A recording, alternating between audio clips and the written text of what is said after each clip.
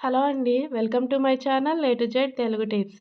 ఇవాల్టి వీడియోలో స్పెషల్ వచ్చేసి కజ్జికాయల రెసిపీ అండి. ఈ కజ్జికాయల్లో చాలా వెరైటీస్ ఉంటాయి. ఇవాళ నేను చూపించే వెరైటీ వచ్చేసి కొబ్బరి రవ్వతో చేసే కజ్జికాయలు. ఈ కజ్జికాయలు తింటున్న కొద్దీ మళ్ళీ మళ్ళీ తినాలనిపించేలాగా ఉంటాయి. మీరు కూడా ఈ ఉగాదికి ట్రై చేయండి ఇంట్లో. చాలా చాలా బాగుంటాయి. వీడియోలోకి వెళ్ళే ముందు నాది ఒక రిక్వెస్ట్ అండి. ఎవరైతే నా ఛానల్‌ని చూస్తూ ఇంకా సబ్స్క్రైబ్ చేసుకోలేదో ప్లీజ్ సబ్స్క్రైబ్ చేసుకోండి. ఇప్పుడు ఈ కజ్జికాయలను టేస్టీగా ఎలా తయారు చేసుకోవాలో చూసేద్దాం.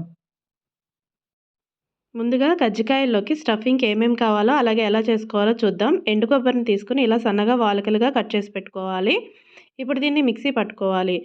నాకు ఈ కొబ్బరి పౌడర్ నేను వీడియోలో చూపించిన గ్లాస్‌తో ఒక గ్లాస్ వచ్చిందండి. ఇప్పుడు దీన్ని ఒక బౌల్‌లో వేసుకోవాలి. మనం కొబ్బరి ఎంతైతే తీసుకుంటామో మిగతావి కూడా అంతే క్వాంటిటీతో తీసుకోవాలి. అందుకే ముందుగా నేను కొబ్బరిని కొలిచి పెట్టుకున్నాను.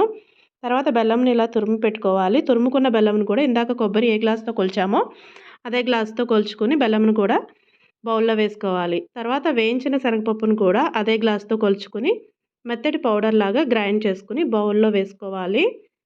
ఆ తర్వాత బొంబాయి రవ్వను కూడా ఒక గ్లాస్ తీసుకొని మంచి కలరు సువాసన వచ్చేంత వరకు వేయించుకొని రవ్వ వేగిన తర్వాత బౌల్లోకి తీసుకోవాలి. అలాగే వేరుశనగ పప్పును కూడా వేయించుకోవాలి. వేయించాక పొట్టును తీసుకొని వేరుశనగ పప్పును కూడా గ్రైండ్ చేసుకుని బౌల్లో వేసుకోవాలి. తర్వాత 1 లేదా 2 స్పూన్ల యాలకుల పొడిని కూడా వేసుకోవాలి. ఆ తర్వాత ఒక గ్లాస్ పంచదారను కూడా వేసుకుని బాగా కలుపుకోవాలి. ఇప్పుడు మనం తీసుకున్న ఇంగ్రీడియంట్స్ అన్నీ ఈక్వల్ క్వాంటిటీతోనే తీసుకోవాలి. మొత్తం అన్నీ బాగా కలిసేలాగా కలుపుకోవాలి. ఇప్పుడు మన కజ్జికాయల్లోకి స్టఫింగ్ అనేది రెడీ అయిపోయింది. ఇప్పుడు దీన్ని పక్కన పెట్టుకుందాం.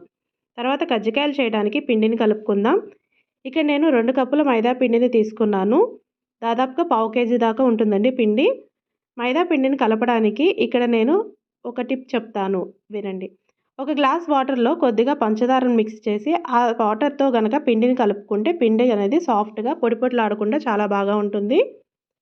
ఒకసారి అయితే ట్రై చేయండి ఇలా. తర్వాత 2 గరిటెల నెయ్యిని కూడా వేసుకొని నెయ్యి అంతా పిండికి కలిసేలాగా బాగా కలుపుకోవాలి. తర్వాత ఇందాక మనం కలిపిన షుగర్ వాటర్ని కొద్ది కొద్దిగా పోస్తూ పిండిని కలుపుకోవాలి. ఇలా నీళ్లు పోసుకుంటూ కలుపుకోవాలి. ఒకేసారి వాటర్ని పోసి కలపకుండా ఇలా కొంచెం కొంచెం పోస్తూ కలుపుకోండి.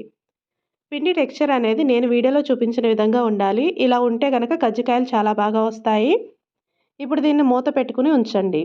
ఇలా మూత పెట్టుకుని ఉంచడం వల్ల పిండి ఆరిపోకుండా ఉంటుంది. తర్వాత ఇలా చిన్న చిన్నగా పిండిని తీసుకుని చపాతీ కర్రతో ఇలా ఒత్తుకోవాలి. చపాతీ అనేది బాగా పలుచగా చేసుకోవాలి. కొద్ది కొద్దిగా పిండిని అద్దుకుంటూ ఇలా చేసుకోవాలి. తర్వాత కజ్జికాయల పీటను తీసుకుని దానిపైన కొంచెం పిండిని రాసుకోవాలి. ఇలా రాసుకుంటే కజ్జికాయలు ఈజీగా వస్తాయి. ఇలా పిండిని రాసాక చపాతీని దానిపైన వేసి సమానంగా పెట్టుకొని తర్వాత తయారు చేసి పెట్టుకున్న స్టఫింగ్ని దానిలో వేసి ఇలా వాటర్తో చుట్టూ అద్దాలి. తర్వాత క్లోజ్ చేసి గట్టిగా నొక్కాలి. ఇలా సైడ్కి ఉన్న ఎక్స్ట్రా పిండిని కూడా తీసేసుకోవాలి. తర్వాత ఓపెన్ చేసి కజ్జికాయని ఇలా తీసుకుని పక్కనే ఉన్న ప్లేట్లో పెట్టుకోవాలి. ఇలా ఒక్కొక్కటిగా అన్నీ చేసుకొని ప్లేట్లో పెట్టుకోవాలి. తర్వాత స్టవ్ను ఆన్ చేసి కడాయిని పెట్టి డీప్ ఫ్రైకి సరిపడా ఆయిల్ పోసి ఆయిల్ హీట్ అయ్యాక కజ్జికాయల్ని ఒక్కొక్కటిగా వేసుకుని వేయించుకోవాలి. ఇలా వేసుకున్నాక వెంటనే కలపకుండా 1-2 నిమిషాల తర్వాత కలపండి. పైన ఉన్న పిండి అనేది గట్టిపడుతుంది. ఇలా కలుపుతూ వేయించుకోవాలి. గోల్డెన్ బ్రౌన్ వచ్చే వరకు వేయించుకోవాలి. ఇలా కలర్ వచ్చాక తీసి పక్కన పెట్టుకోవాలి. బయటికి తీసాక కూడా ఇంకా కలర్ వస్తుందండి. అంతేనండి. ఇలా ఒక్కొక్కటిగా అన్నీ వేయించుకుని పెట్టుకోవాలి. ఇలాంటి ట్రెడిషనల్ రెసిపీస్ నా ఛానల్లో ఇంకా ఉన్నాయి. మీలో ఎవరైనా వాటిని చూడకపోతే లింక్ అనేది డిస్క్రిప్షన్లో ఇస్తాను. చెక్ చేయండి ఒకసారి. చూసారు కదా మనం చేసిన కజ్జికాయలు ఎంత క్రిస్పీగా టేస్టీగా వచ్చాయో. ఒకసారి నేను చెప్పిన ప్రాసెస్లో మీరు కూడా ట్రై చేయండి. టేస్ట్ అయినా టెక్స్చర్ అయినా కరెక్ట్గా వస్తుంది. అందరూ ఎంతో ఇష్టపడి తింటారు. ఈ పండగకి మీ ఇంట్లో కజ్జికాయలను తయారు చేసి టేస్ట్ ఎలా వచ్చింది అనేది నాకు కమెంట్లో చెప్పండి. అలాగే ఈ వీడియో ఎలా అనిపించింది అనేది కూడా నాకు కమెంట్ చేయండి.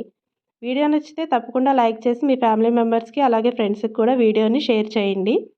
ఇలాంటి మరిన్ని టేస్టీ రెసిపీస్ని మీరు నా ఛానల్లో చూడాలనుకుంటే ప్లీజ్ నా ఛానల్ని సబ్స్క్రైబ్ చేసుకోండి. అలాగే పక్కనే ఉన్న బెల్ బటన్ని కూడా టచ్ చేయండి. నా వీడియో నోటిఫికేషన్స్ మీకు వస్తాయి. Please like, share and subscribe my channel. Thanks for watching.